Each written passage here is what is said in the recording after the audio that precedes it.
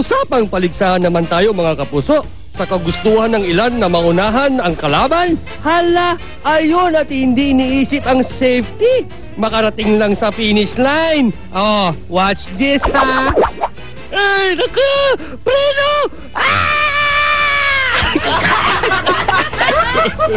Pare, ang unang makakarating sa finish line, 1 million ang prize. Okay, mauna na ako. Ako mauna. Ha! Ako mauna. Aya!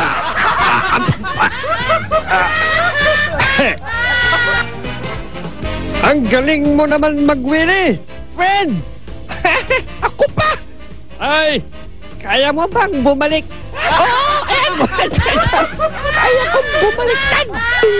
Okay, teammates, sabay-sabay tayo. Yay! Let's go! Sabay-sabay tayo bumabagsak. Kailangan mag-concentrate ako. Ay, ko.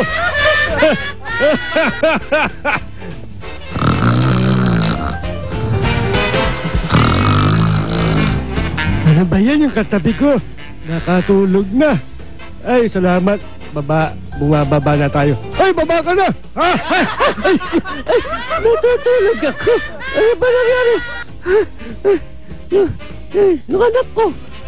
Ayaw tulog din. Gisingin mo.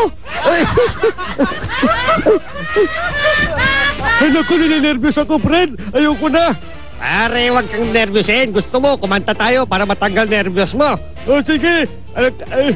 Sige, kakanta tayo, ha? Lulubog, lilitaw sa ilalim ng araw.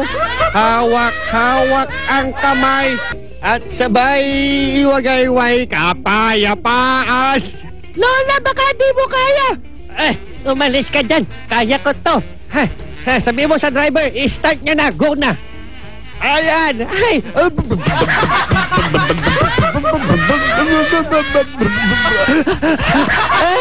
Basta na ka, driver ka. And I'm back! Your one and only Dong Tunying from the beautiful Mall of Lud. Well, you know, kaming mga rich people, hindi kami sanay sa mga problems. If we want food, food is everywhere. And my motto in life is, take care. Masyado kasi akong nag-iingat eh. Masyado akong nag-iingat lalo na sa mga kinakain ko. Hey, yeah. Sana kayong mga smash soil o hampas lupa, matuturing mag-ingat upang hindi magaya ang mga napanood ninyo kanina. Once again, I am Don Tunying and keep remembering, when you're hurt, you laugh. And when you laugh, you can say you learn.